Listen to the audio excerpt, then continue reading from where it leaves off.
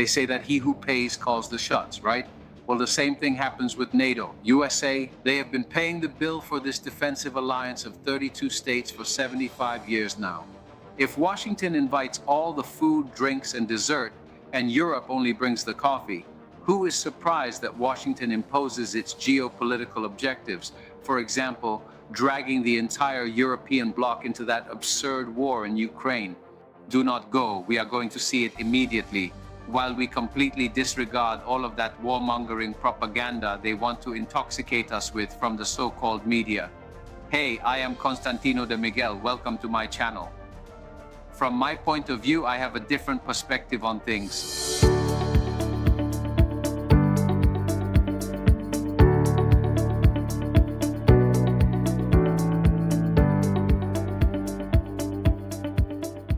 Ever since the creation of the Atlantic Alliance was signed in Washington in 1949, European leaders have been puppets of the USA. It doesn't matter what their constituents think or want. If 25 years ago President Clinton and a senator named Biden said that in order to end the civil war in Yugoslavia and the massacres of the Bosnians, Serbia had to be bombed, well, NATO's aviation ended up bombing Serbia with cluster bombs for 78 days, causing more than 5,000 deaths among the civilian population, but achieving a great geopolitical objective for the USA.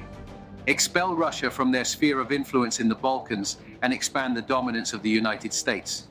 In that area, the same geopolitical designs of the USA, they made it so that after the attack on the Twin Towers, NATO acted outside of its zone in Iraq and Afghanistan with the purpose of combating Al-Qaeda radicalism, Iranian nuclear proliferation, and Russia's influence in the Middle East. Well, if the Pentagon informs us that the conflict with Russia is just and essential, despite the absence of any actual acts of aggression towards any of the European nations in NATO, the governments of those countries have no choice but to comply with the directives of the United States. And the instructions are issued by the Supreme Chief of the Joint Command, who is always an American general. This individual actually speaks on behalf of Mr. Jens Stoltenberg, the Secretary General of that organization. If there were any uncertainties about the person in charge and sending us to war, we also possess the European Union itself, which has exposed itself as the commercial and economic support system on which the expansionist NATO relies comfortably and securely for its expansion and operations. The High Representative of the European Union for Foreign Affairs and Security Policy, Josep Borrell, has gone as far as to say that we cannot afford to lose the war in Ukraine, not so much out of generosity or love for the Ukrainian people, but rather due to our own interest and for the interest of the United States of America. As a global power, we cannot afford Russia to win this war. It is in our own interest. Translation: the war is not being fought to defend the Ukrainians, but rather to please the White House and demonstrate to the world that the European Union faithfully follows Washington's instructions.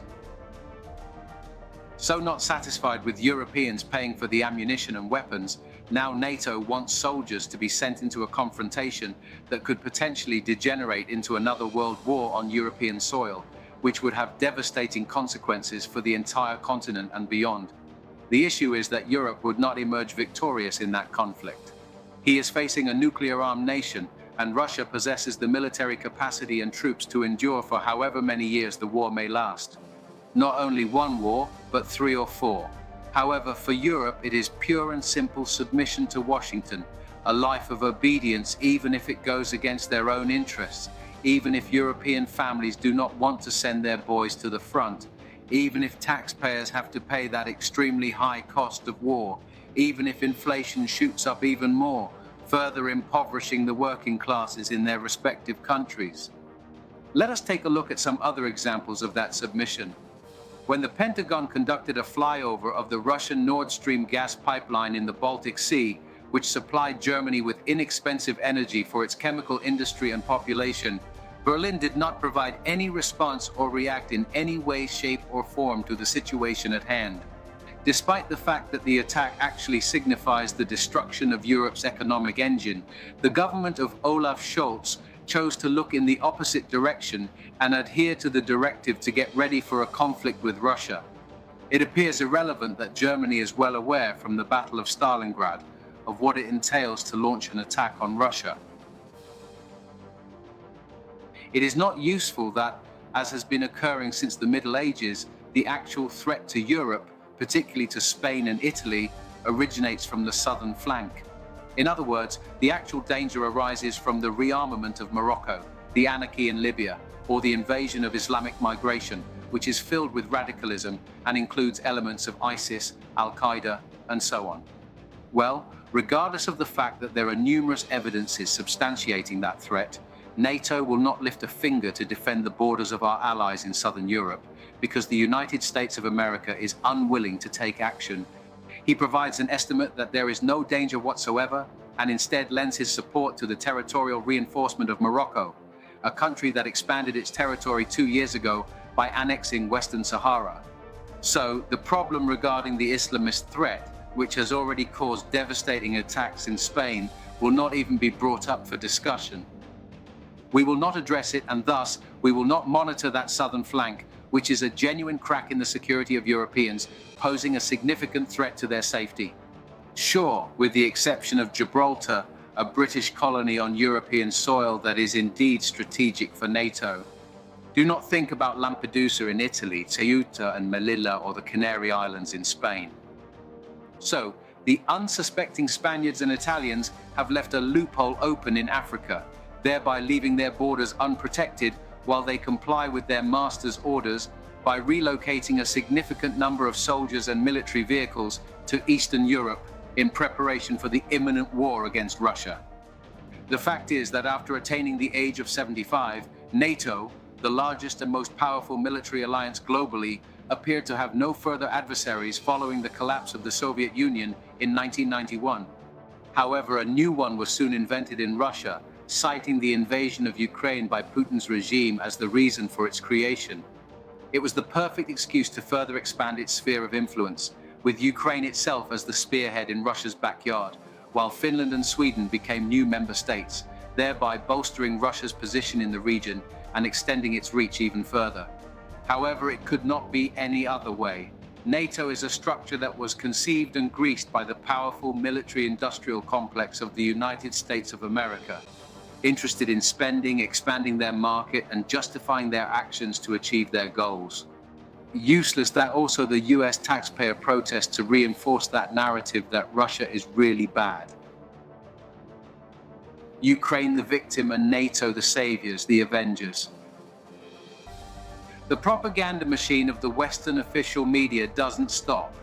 It covers up Kiev's slow but inexorable defeat, hides Zelensky's corruption and his circle, and remains silent about the Russians persecuted by a pro-Nazi Ukrainian regime. The brainwashing of the citizen now goes through alarmism, instilling fear by stating that Russia can annihilate any European city with its supersonic missiles, and that just in case, we have to bunkerize ourselves and stock up on food, water, have a flashlight, one battery-powered radio on hand, as if we were living in the Cold War era. Yes, folks, in my opinion, there's a wicked desire in those disinformation outlets to turn Russia into a monster that they portray as fiercer and more dangerous than it actually is, exaggerating Putin's undeniable autocratic and dictatorial nature after his overwhelming victory at the polls. Always the moral superiority that Western democracy, now transformed into a progressive dictatorship, is better and must be imposed on the whole planet. The issue is that approximately 70% of the world's population does not agree.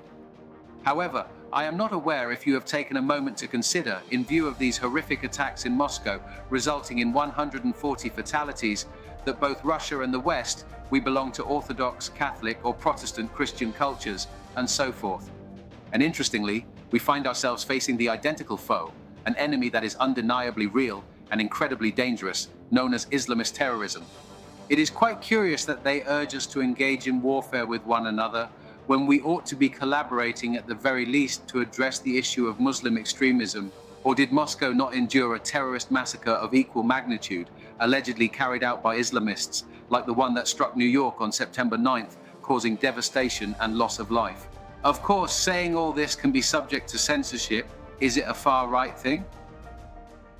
Well, no. It simply appears like common sense to me. So why this preoccupation with a war that was lost right from the very beginning of the conflict? So it turns out that the Democratic administration of the United States of America has selected Mr. Zelensky as the fighter, the champion of freedom and justice in Ukraine.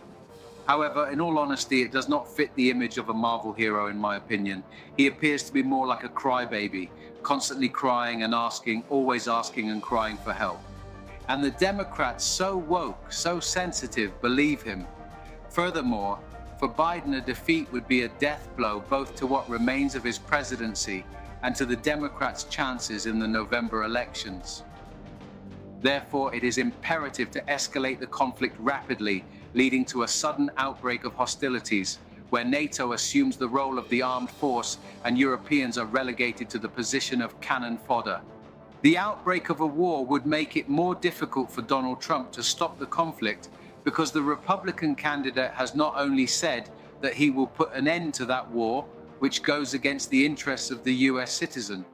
However, he will cease to be the NATO pagan.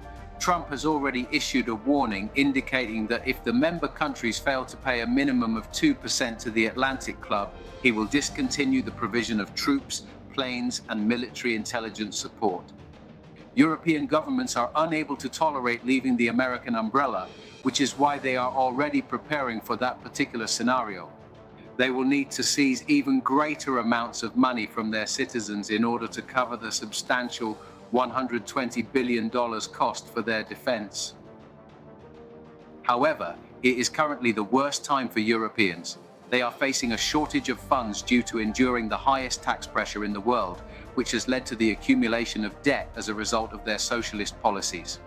Insufficient population and thus inadequate soldiers due to Europeans' decision to not have children. Lacking in productive capacity due to the relocation of their industry to China in the past. Power outages, because it has always been a significant weakness for Europe and they made an enemy out of Russia, their primary supplier, as they decided to do so. But what choice is remaining if Uncle Sam ceases payment after having done so for a period of 75 years? So we will have to take into consideration the establishment of that Europe of defense that they unexplainably buried 2 decades ago in an inexplicable manner. They will need to reconsider what the actual dangers posed by Europeans are and face them head on. Despite the fact that we will continue to be allies, at least we will cease to be blind and loyal servants of the United States of America. Thank you for remaining, regardless of whether you agree or not. I genuinely appreciate your willingness to dedicate time to listen to this particular point of view. I truly appreciate your valuable comments and contributions regarding what the NATO organization truly means. We also highly appreciate your opinion on whether Europe can handle its own defense on its own or if it requires external assistance. Sending you a warm greeting. Looking forward to seeing you soon.